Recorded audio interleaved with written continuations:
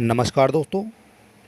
आज हम आपके सामने लेकर आए हैं चाइल्ड डेवलपमेंट पेडागोजी यानी सीडीपी के प्रीवियस ईयर के कुछ इम्पोर्टेंट क्वेश्चन जो आपकी आने वाली परीक्षा के लिए महत्वपूर्ण हो जाते हैं।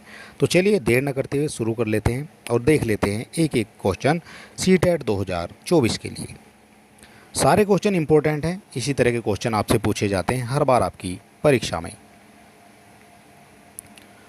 पहला क्वेश्चन हो जाता है हमारा, एक बच्चे को कॉपी में लिखने में विपरीत छवियां, दर्पण छवि आदि जैसी गलतियां मिलती हैं। इस प्रकार के बच्चे का लक्षण क्या प्रदर्शित करता है?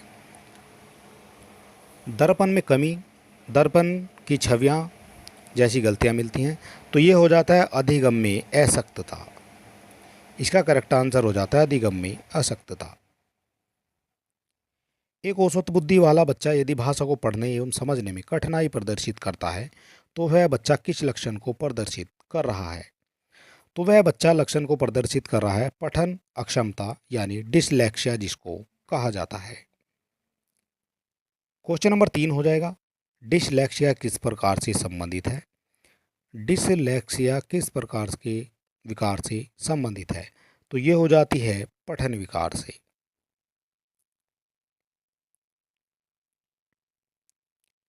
कौन सा व्यवहार बच्चे की अधिगम निर्योग्यता की पहचान करता है? तो ये करता है शब्दों को सही तरह से न समझ पाना तथा शब्दों को सही तरह से न लिख पाना। ये हो जाता है इसका करेक्ट आंसर। शब्दों में अक्षरों के क्रम को पढ़ने में कठिनाई का अनुभव करना और अक्सर चाक्षुष स्मृति का होना किससे संबंधित होता है?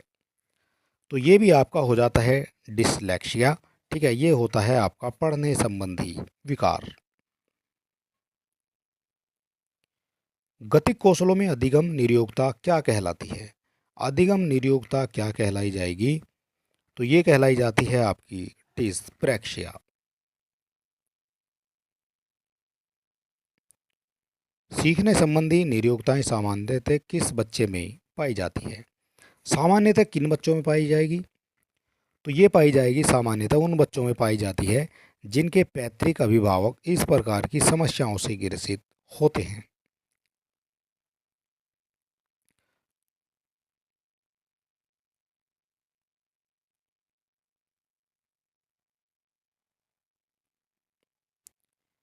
पांचवी कक्षा में दृष्टिबाधित विद्यार्थी के साथ कैसा व्यवहार किया जाना चाहिए? पांचवी कक्षा का दृष्टिबाधित विद्यार्थी है, इसके साथ कैसा व्यवहार करना चाहिए?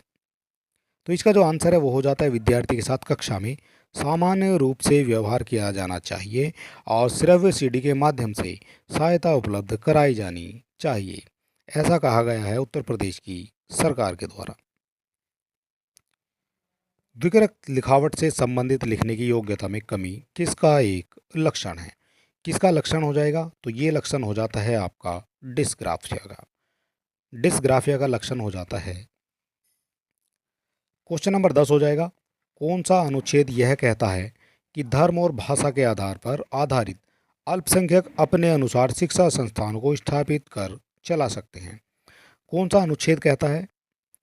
तो ये अनुच्छेद हो जाएगा आपका अनुच्छेद 30 का एक। 30 का एक जो है ये कहता है। क्वेश्चन नंबर 11 हो जाता है, कौन सा एक कथन समावेशन का सबसे अच्छा वर्णन करता है? समावेशन का सबसे अच्छा वर्णन करता है तो ये करता है, यह एक दर्शन है कि सभी बच्चों को नियमित विद्यालय प्रणाली में समान शिक्षा प्राप्त करने का अधिकार है। ठीक है, ये हो जाता है इसका करेक्ट आंसर। विशेष आवश्यकता वाले बच्चों को शिक्षा उपलब्ध कैसे कराई जानी चाहिए?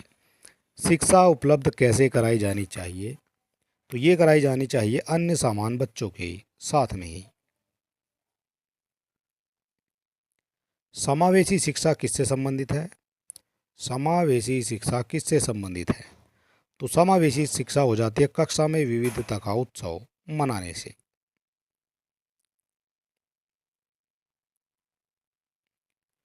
भारत के संविधान में किसके लिए निशुल्क अनिवार्य शिक्षा है?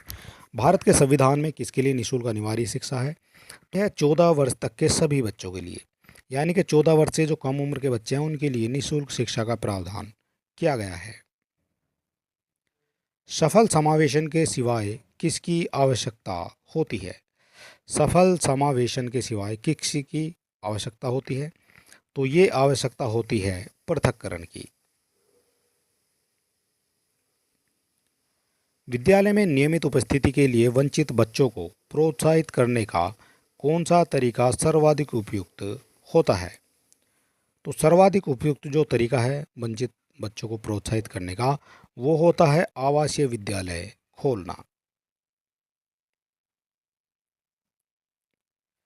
सभी के लिए विद्यालयों में सभी की शिक्षा किसके लिए प्रचार का वाक्य हो सकता है? तो ये जो प्रचार का वाक्य है ये हो जाता है समावेशी शिक्षा के लिए। क्वेश्चन नंबर 18 हो जाएगा, वंचित समूह के विद्यार्थियों को सामान्य विद्यार्थियों के साथ साथ पढ़ाना चाहिए, इसका क्या अभिप्राय है? तो जो वंचित समूह के बच्चे होते हैं सामान्य बच्चों के साथ उनको पढ़ाया जाना चाहिए, तो इसका मतलब ये हो जाता है समावेशी शिक्षा। क्वेश्चन नंबर 19 हो जाएगा, आपको अपनी कक्षा में दो मंदबुद्धि बच्चों को बैठाने के लिए बोला गया है, आप क्या करेंगे? दो मंदबुद्धि बच्चों को बैठाना पड़ेगा आपको अपनी कक्षा में, तो आप ऐसे विद्यार्थियों को सिखाने की तकनीक सीखेंगे। पहले खुद सीखेंगे, उसके बाद जो है बच्चों को सिखाएंगे। असंगठित घर से आने वाला बच्चा सबसे अधिक कठिनाई का अनुभव करेगा।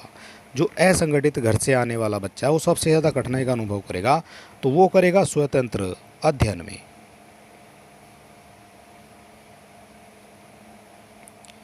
विशेष रूप से ज़रूरतमंद बच्चों की शिक्षा का प्रबंध किसके साथ होना चाहिए?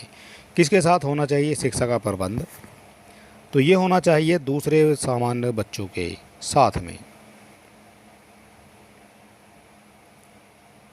जिन विद्यालयों में समेकित शिक्षा दी जाती है उसके शिक्षकों को किस क्षेत्र में विशेष प्रशिक्षित करना चाहिए? विशेष जो है प्रशिक्षण देना चाहिए टीचरों को, तो ये हो जाता है विशेष आवश्यकता वाले बच्चों की पहचान और उनका शिक्षण करने में। भारत में अधिकांश कक्षाएं बहुभाषी होती हैं, इसे शिक्षक द्वारा किस के रूप में देखा जाना चाहिए? अधिकांश जो कक्षाएं हैं वो बहुभाषी होती हैं, शिक्षक द्वारा किस रूप में देखा जाना चाहिए? तो ये देखा जाना चाहिए एक संसाधन के रूप में।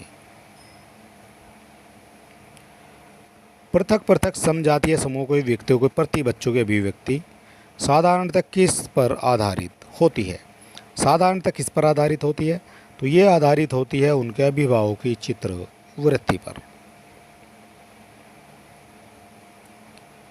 एनसीएफ 2005 किस प्रकार की शिक्षण प्रणालियों को प्रोत्साहित करता है? एनसीएफ किसको प्रोत्साहित करता है ये आपको बताना है।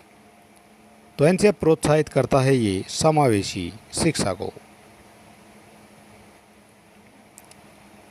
निःशक्त बालकों की शिक्षा के लिए किसके द्वारा प्रावधान किया गया है? निःशक्त बालकों की शिक्षा के लिए किसका प्रावधान किया गया है?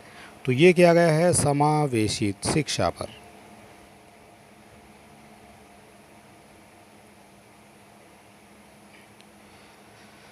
क्वेश्चन नंबर 27 हो जाता है, लिंग यानी जेंडर पक्षपात किसकी ओर संकेत करता है? लिंग पक्षपात किसकी ओर संकेत करेगा? तो ये करेगा सांस्कृतिक अभिव्यक्ति के कारण अपेक्षाओं पर आधारित लड़के और लड़कियों के भिन्न व्यवहार करना। ये हो जाता है लिंग भेदभाव। जब एक शिक्षक यह समझता है कि स्वाभाविक रूप से लड़के गणित में लड़कियों से अच्छे हैं, तो यह क्या दर्शाता है? तो यह दर्शाता है लिंग जेंडर यानी पक्षपात।